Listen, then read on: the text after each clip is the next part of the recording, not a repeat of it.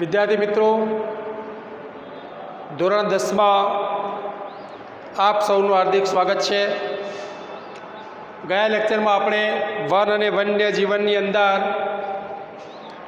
વન્યજીવ સંરક્ષણના ઉપાયો ત્યાં સુધી આપણે ચાલ્યું હતું। આજે આપણે વન્યજીવોના સંરક્ષણ માટેની યોજનાઓ, કારણ કે વન્યજીવો આપણા મિત્રો છે, આપણો પરિવાર છે અને પર્યાવરણના રક્ષકો છે, એટલા માટે વન્યજીવોનું જતન કરવું એ આપણી નૈતિક ફરજ છે। તો વન્યજીવોના સંરક્ષણ માટે કેટલીક ખાસ યોજનાઓ અમલમાં મૂકવામાં આવેલી છે, કારણ કે કેટલાક પ્રાણીઓની પ્રજાતિઓ નજીકના ભવિષ્યમાં લુપ્ત થવાનો ભય છે। કેટલીક પ્રજાતિ લુપ્ત થઈ ગઈ છે, એટલા માટે કેટલીક મહત્ત્વની યોજનાઓ આજે સરકારે અમલમાં મૂકેલી છે। એમાં પહેલી આપણે જોઈએ તો વાઘ પરિયોજના। વાઘ પરિયોજના એક અંદાજ મુજબ 20મી સદીની શરૂઆતમાં ભારતના જંગલોમાં લગભગ 40,000 કરતાં પણ વધારે વાઘ હોવાનો અંદાજ છે, ઉલ્લેખ છે। પણ એ અનિયંત્રિત અને ગેરકાયદેસર થતા શિકાર અને જંગલોના વિનાશને પરિણામે અસ્તિત્વ સામે ખતરો ઊભો થયો છે। એવા સંજોગોની અંદર 1971ની અંદર વાઘ બચાવના હેતુથી પરિયોજના શરૂ કરવામાં આવી, જેમાં વાઘના કુદરતી આવાસોને સુરક્ષિત રાખવા અને તેનું પર્યાવરણીય સંતુલન જાળવવા માટે રાષ્ટ્રીય સ્તરથી શ્રેણીબદ્ધ પગલાં ભરવામાં આવ્યા। એના માટેના 44 જેટલા ક્ષેત્રો નક્કી કરવામાં આવેલા છે। પશ્ચિમ બંગાળનું રોયલ બેંગાલ ટાઈગર વાઘની 8 પ્રજાતિમાંનો એક છે। ત્યારબાદ હાથી પરિયોજના 1992ની અંદર પ્રોજેક્ટનો આરંભ કરવામાં આવ્યો। એનો હેતુ હાથીઓને તેમના કુદરતી આવાસોની અંદર સંરક્ષણ આપવાનો, કુદરતી નિવાસસ્થાનોની અંદર એમના સ્થળાંતરના માર્ગો સંરક્ષણ કરવું। કહેવાય છે ભાઈ, હાથી જીવતો હોય ત્યારે લાખનો, મરે ત્યારે 1.25 લાખનો। જંગલમાં લાકડાની હેરફેર કરવા માટે એનો ઉપયોગ કરવામાં આવે છે, છતાં પણ આજે જોઈએ કે ભાઈ હાથીઓનો પણ શિકાર કરવામાં આવે છે। તો હાથી માટેના 26 જેટલા સંરક્ષિત વિસ્તારો છે। આ યોજનાના અમલીકરણ બાદ હાથીની સંખ્યામાં વધારો થયો છે। આ યોજના પાલતુ હાથીઓના પાલન પોષણ માટે પણ કામગીરી કરે છે। તો હાથી પરિયોજના, ગેંડા પરિયોજના, એક શીંગી ગેંડો અસમ અને પશ્ચિમ બંગાળના દલદલીય ક્ષેત્રોની અંદર જોવા મળતો એક શીંગી ગેંડો। આ યોજના અમલમાં મૂકવામાં આવી। ભારતમાં મોટાભાગના ગેંડા અસમ રાજ્યમાં છે, એ ઉપરાંત પશ્ચિમ બંગાળના સુંદરવનમાં જૂજ પ્રમાણની અંદર એની સંખ્યા મળી આવી છે। ભારતના રાઇનો વિઝન 2020ની વ્યૂહરચના મુજબ ગેંડાની સંખ્યા 3000 સુધી લઈ જવાનો લક્ષ્યાંક રખાયેલો છે। તો અસમ અને પશ્ચિમ બંગાળના દલદલીય ક્ષેત્રોની અંદર જોવા મળતો એક શીંગી ગેંડો એક વિશિષ્ટ પ્રકારનું પ્રાણી છે। તો એની સંખ્યા પણ 3000 સુધી લઈ જવાનો લક્ષ્યાંક રાખવામાં આવેલો છે 2020ની વ્યૂહરચના મુજબ। એક શીંગી ગેંડો કે અસમમાં બ્રહ્મપુત્રાના દલદલા ક્ષેત્રોની અંદર અને બંગાળમાં સુંદરવનના વિસ્તારોની અંદર, કારણ કે આ ગેંડાના શિંગડામાંથી દવા બનાવવામાં આવે છે, એટલે એનો શિકાર કરવામાં આવે છે। આ ગેંડો એક તૃણાહારી જીવ છે, ઘાસ ખાય છે। સંરક્ષણના પ્રયાસોથી આજે તો એની સંખ્યા વધી છે। ઘડિયાળ પરિયોજના, મગરની એક જાતિ છે ઘડિયાળ, મીઠા પાણીમાં જોવા મળતા મગરોની એક જાતિ 1970ના દશકામાં લુપ્ત થવાને આરે હતી। ત્યારે ભારત સરકારે સમયસર પગલાં લઈ આ ઘડિયાળ પરિયોજના શરૂ કરી। મીઠા પાણીના મગરની એક જાતિ છે ઘડિયાળ। ગીધ પરિયોજના. ગીધ એ કુદરતનો સફાઈ કામદાર છે. એ મૃત ઢોરનું માંસ ખાય છે. ભારતમાં ગીધની 9 પ્રજાતિ જોવા મળી છે, પણ આજે ગીધોની સંખ્યામાં થયેલા અસાધારણ ઘટાડાને લીધે 2004થી આ યોજના અમલમાં મૂકવામાં આવી. ગીધ કુદરતનો સફાઈ કામદાર છે, મૃત જાનવરોનું માંસ ખાય છે, પણ આજે ગીધોની સંખ્યા પણ ઘટી છે. કારણ કે ભાઈ આજે દુધાળા પ્રાણીઓને ડાયક્લોફેમ નામની દવા આપવામાં આવે છે. દુધાળા પ્રાણીઓ જ્યારે દોવા ના દે તેના માટે ડાયક્લોફેમ નામનું ઇન્જેક્શન આવે છે, એને આપવામાં આવે છે. અને ડાયક્લોફેમ નામની દવાથી દુધાળા પ્રાણીઓનું માંસ દૂષિત થાય છે. એટલે આવા દુધાળા પ્રાણીઓ જ્યારે મરી જાય છે ત્યારે એનું માંસ ખાવાથી ગીધ અને સમડી જેવા પક્ષીઓ આજે જોઈએ કે ભાઈ સંખ્યા ઘટી છે, નામશેષ થવાને આરે થઈ ગયા છે. એટલા માટે સરકારે આજે સમયસર પગલાં લઈ 2004ની અંદર આ યોજના શરૂ કરી, ગીધ પરિયોજના. તો ગીધ એ કુદરતનો સફાઈ કામદાર છે. હિમદીપડા પરિયોજના. હિમાલયની અંદર લગભગ 300 મીટરની ઊંચાઈએ જોવા મળતી આ પ્રજાતિ જે બરફમાં રહે છે, સ્થાનિક લોકોને હિમદીપડા અંગે જાણકારી વધે અને લોકો આ પ્રત્યે સંરક્ષણ એના માટે જાગૃત થાય એ માટે આ પરિયોજના શરૂ કરવામાં આવી છે 2000ની સાલમાં. એ સિવાય કાશ્મીરી મૃગ પરિયોજના, અંગુલ પરિયોજના, લાલ પાંડા પરિયોજના, મણિપુરમાં જોવા મળતો એક વિશિષ્ટ પ્રકારની હરણની પ્રજાતિ અંગુલ પરિયોજના, થામિલ પરિયોજના અને ડોલ્ફિન પરિયોજના. તો આવા વન્યજીવોના રક્ષણ માટે સરકારે આજે આવા વન્યજીવો નાશ ન પામે અને એનું અસ્તિત્વ જળવાઈ રહે એ માટે આજે આ યોજનાઓ શરૂ કરવામાં આવી છે. તો આજે વન્યજીવો આપણા મિત્રો છે, આપણો પરિવાર છે, પર્યાવરણના રક્ષકો છે, અને એટલા માટે વન્યજીવોનું જતન કરવું એ આપણી નૈતિક ફરજ છે. તેમ છતાં આજે વન્યજીવોનો વિનાશ થઈ રહ્યો છે. તો કેટલાક વન્યજીવો સંકટની નજીક છે, કેટલાક લુપ્ત થવાને આરે છે, કેટલાક નજીકના ભવિષ્યમાં લુપ્ત થઈ જશે એવો ભય સેવાઈ રહ્યો છે. એટલે આપણી નાગરિકની મૂળભૂત ફરજોની અંદર પણ ઉલ્લેખ છે કે જંગલો, વનો, તળાવો, સરોવરો, નદીઓ અને વન્યજીવો સહિત કુદરતી પર્યાવરણનું જતન કરવાની, તેમાં સુધારણા કરવાની અને સર્વ જીવો પ્રત્યે અનુકંપા રાખવાની એ દરેક નાગરિકની મૂળભૂત ફરજ છે. તેમ છતાં પણ આજનો માનવી આવા વન્યજીવોનો શિકાર કરી રહ્યો છે. એને પરિણામે કેટલાક વન્યજીવો આક્રમણ પાત્ર છે, કેટલાક વિનાશને આરે છે, કેટલાક લુપ્ત થવાને આરે છે. જેમ કે ચિત્તો આપણા ભારતના જંગલોમાંથી લુપ્ત થઈ ગયો છે. અને આ બધા પ્રાણીઓ લુપ્ત ન થાય એ માટે સરકારે સમયસર પગલાં લઈ વાઘ, હાથી, ગેંડા, ઘડિયાળ, ગીધ અને હિમદીપડા પરિયોજના આ બધી યોજનાઓ અમલમાં મૂકી છે.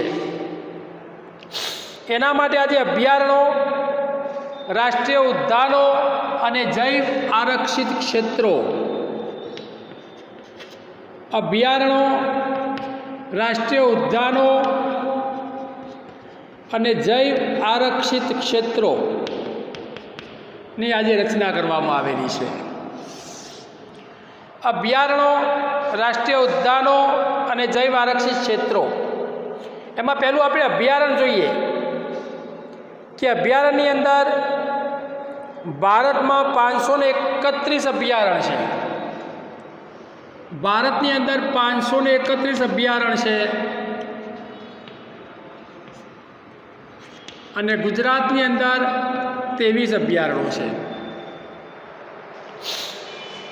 વન્ય પ્રાણીઓના અનુમતિ મેળવ્યા બાદ પશુઓને ચરાવવા માટેની છૂટ મેળવી શકાય છે.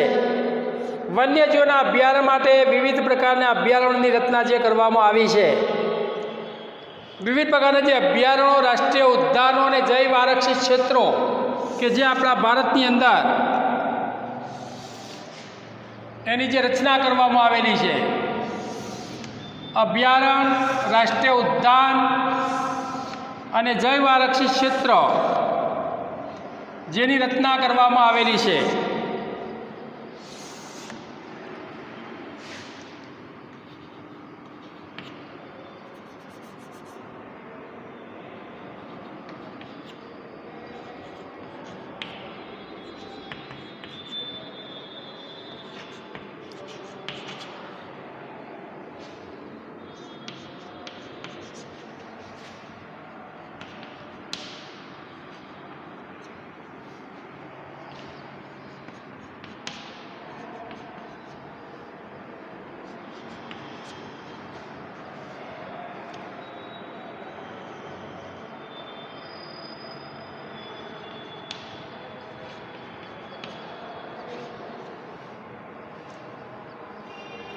જેમાં અલગ અલગ પ્રકારના અભયારણ્યો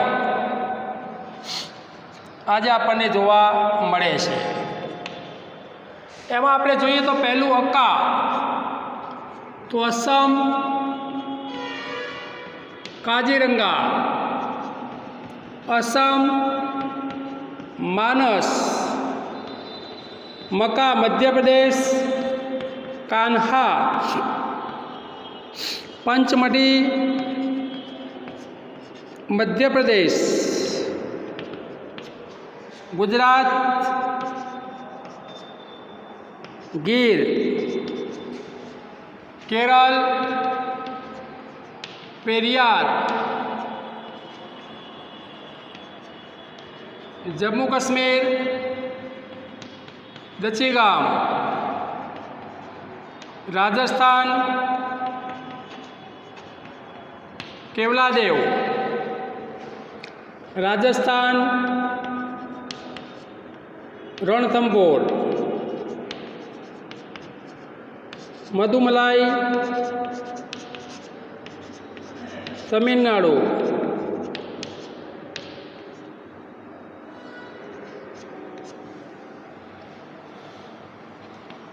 પશ્ચિમ બંગાળ સુંદરવન, ઉત્તરાંચલ કોર્બેટ,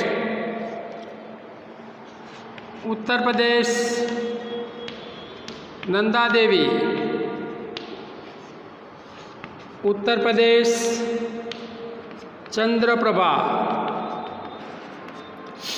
कर्नाटक बांदीपुर. तो आ भारत में जुदा जुदा अभयारण्य राष्ट्रीय उद्यानों, हवे राष्ट्रीय उद्यान अभयारण्य तुलना में ये वधारे संरक्षित क्षेत्र है.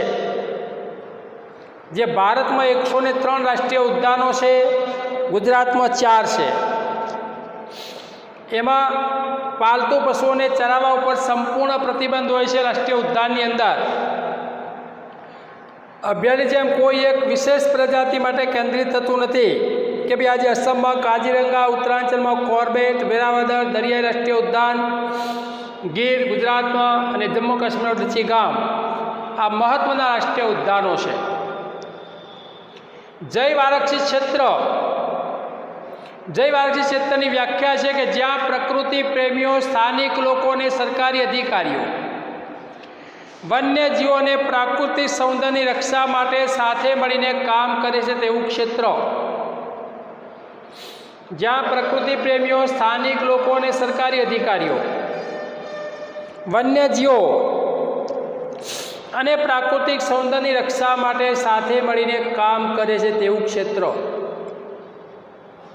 જેને કહેવાય છે જૈવ આરક્ષિત ક્ષેત્ર.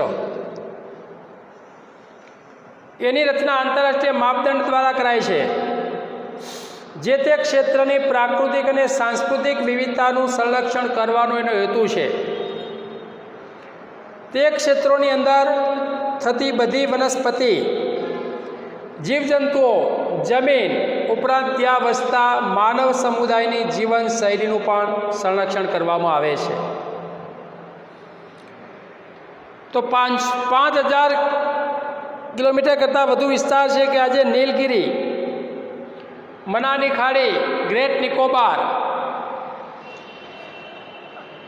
આ પ્રકારની આપણે જોઈએ કે ભાઈ પશ્ચિમ બંગાળમાં સુંદરબન અને મધ્યપ્રદેશમાં પંચમઢી આ જુદા જુદા જૈવ આરક્ષિત ક્ષેત્રો છે. તો જૈવ આરક્ષિત ક્ષેત્રની વ્યાખ્યા ચોપડીમાં નથી. તો જૈવ આરક્ષિત ક્ષેત્ર કોને કહેવાય? જૈવ આરક્ષિત ક્ષેત્ર એટલે કે જ્યાં પ્રકૃતિ પ્રેમીઓ, સ્થાનિક લોકો અને સરકારી અધિકારીઓ વન્ય જીવો અને પ્રાકૃતિક સૌંદર્યની રક્ષા માટે સાથે મળીને કામ કરે છે તેવું ક્ષેત્ર. તો આ ત્રણેય શબ્દો મિત્રો, અભયારણ્ય, રાષ્ટ્રીય ઉદ્યાન અને જૈવ આરક્ષિત ક્ષેત્રો, ત્રણેય શબ્દો આપણને એક જેવા લાગે છે, તેમ છતાં એમની વચ્ચે ભેદ રેખા છે. પણ આ ક્ષેત્રોની અંદર વન્યજીવો અને પ્રાકૃતિક સૌંદર્યની રક્ષા કરવામાં આવે છે. પ્રાણીઓના શિકાર ઉપર સંપૂર્ણ પ્રતિબંધ હોય છે, સંપૂર્ણ પ્રતિબંધ હોય છે. રાષ્ટ્રીય ઉદ્યાનની અંદર પાલતુ પ્રાણીના ચલણ ઉપર પણ પ્રતિબંધ હોય છે કે જેથી કરીને આપણે જો આવા વન્ય જીવોને આપણે બચાવી શકીએ એને નિરાશ્રિત થતાં બચાવી શકીએ એ માટે આ વિવિધ પ્રકારની યોજનાઓ આજે સરકારે અમલમાં મૂકી અને આવા વન્યજીવોની રક્ષા કરવા માટેના પ્રયાસો કરવામાં આવેલા છે. તો આજે કેટલાક પ્રકારના વન્યજીવો આપણે જોઈએ કે ભાઈ જે નાશ થવાને આરે છે, અને એટલા માટે અભયારણ્યો કે જેમાં માનવીને હરવા ફરવા ઉપર કે પાલતુ પ્રાણીના ચલણ ઉપર કોઈ પ્રતિબંધ હોતો નથી. રાષ્ટ્રીય ઉદ્યાનની અંદર પાલતુ પશુઓને ચરાવવા ઉપર સંપૂર્ણ પ્રતિબંધ હોય છે, પણ અહીંયા મોટા ભાગે આપણે જોઈએ કે ભાઈ આ પ્રકારના અભયારણ્ય, રાષ્ટ્રીય ઉદ્યાન કે જૈવ આરક્ષિત ક્ષેત્રોની અંદર વન્યજીવોની રક્ષા કરવામાં આવે છે. તો આ પાઠ આપણે અહીંયા પૂરો થાય છે.